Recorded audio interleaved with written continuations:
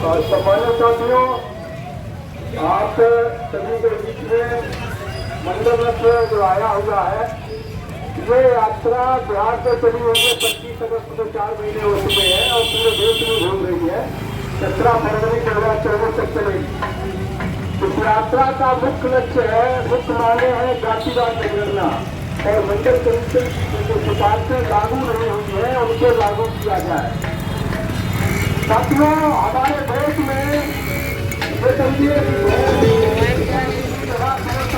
होती है, पेड़ पौधे भी गिने जाते हैं, लेकिन अगर गिनती नहीं की जाती है तो इंसानों की नहीं की जाती है। ओबीसी जातियों की, पिछड़ी जातियों की, अगली जातियों की देश की सरकार गिनती नहीं करवा रही है। आपको ज्ञात होना चाहिए कि 1931 में आपकी गिनती की गई थी जब ब्रिटिश हुकूमत थी। 1931 के आंकड़े के आधार पर ही आज तक सरकार योजना बना रही है। बिना नंबर के, बिना आंकड़ों के कोई पॉलिसी न बनाई जा सकती है, न क्रियान्वयन किया जा सकता है, न उसको लागू किया जा सकता है और न ही उन लोगों से सही रूप में पहुंचाया जा सकता है जिनके लिए वो पॉलिसी बनाई जा रही है। आप और हम सब जानते हैं कि अगर अपने घर में एक छोटा सा हम फंक्शन करते हैं, शादी विवाह, छोटे से छोटा फंक्शन, उसमें भी हम पहले ये तय कर लेते हैं कि कितने लोग आएंगे।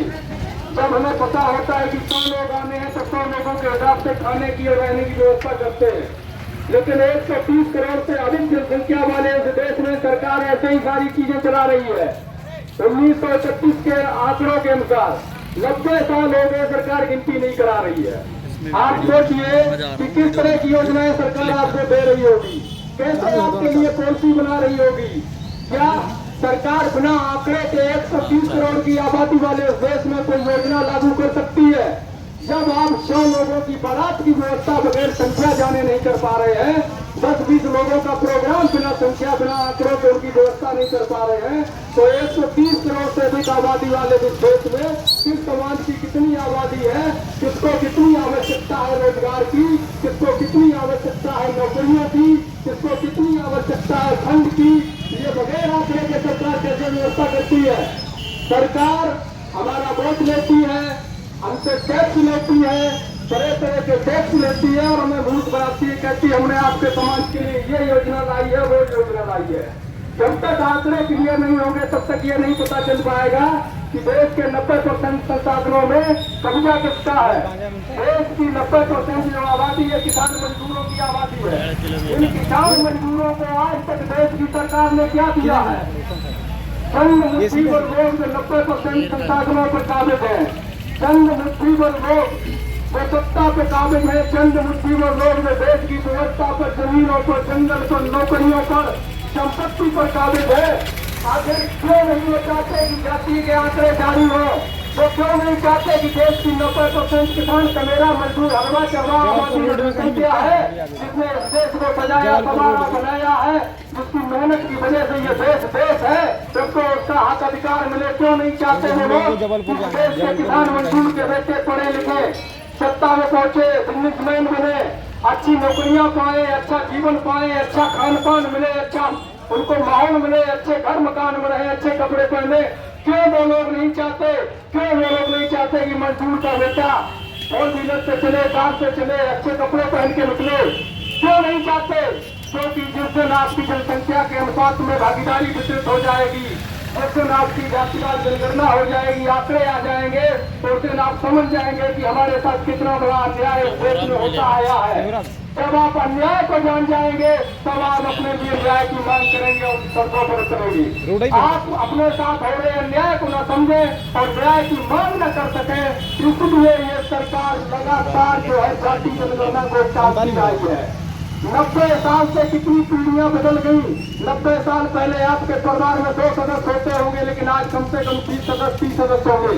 चाचा ताऊ सारे परिवार को अगर आप जोड़ेंगे तो आज सोचिए कि 1 नंबर 2 नंबर के सदस्यों के आधार पर आपको आज भी योजनाओं को बनाया जाता है और सरकार उसी संख्या के अनुसार योजना बनाती है जिसका लाभ आप तक कभी नहीं पहुंचता है। जब तक जनगणना नहीं होगी तब तक पता नहीं चलेगा कि आपके समाज में कितने बच्चे पढ़े लिखे हैं और कितने बच्चे अनपढ़ हैं। सरकार को कितने बच्चों के लिए फंड की व्यवस्था करनी है ताकि उनको अच्छी शिक्षा दी जा सके। बिना आंकड़े के कोई योजना न बनती है, न लागू होती है, न सफल होती है।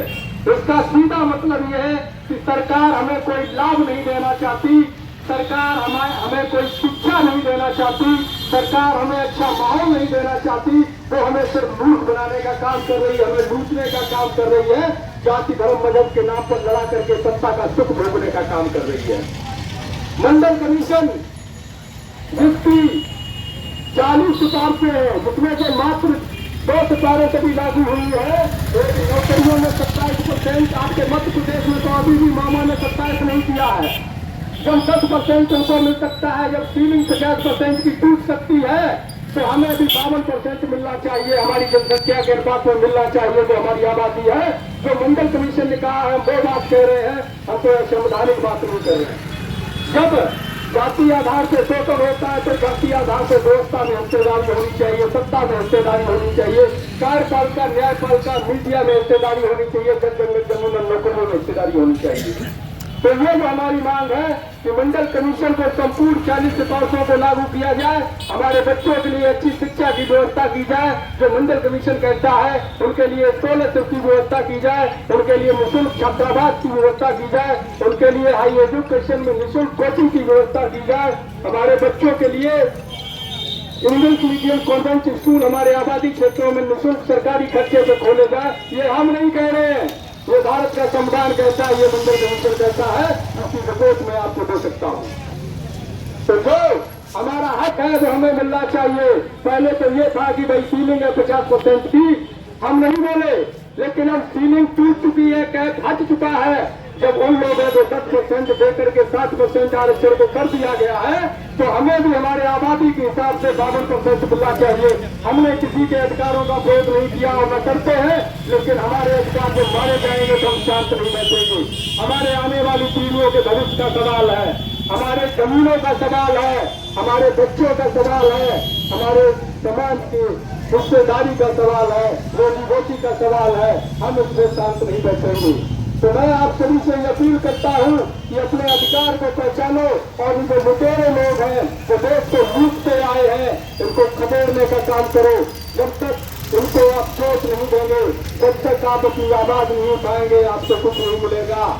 मैं 2 लाइनें कोट करके अपनी बात को खत्म करूंगा। आहों से पत्थर पिघलेगा, आहों से पत्थर पिघलेगा, इस धोखे में मत रहना। आहों से पत्थर पिघलेगा, इस धोखे में मत रहना। बिना लड़े इंसाफ मिलेगा, इस धोखे में मत रहना।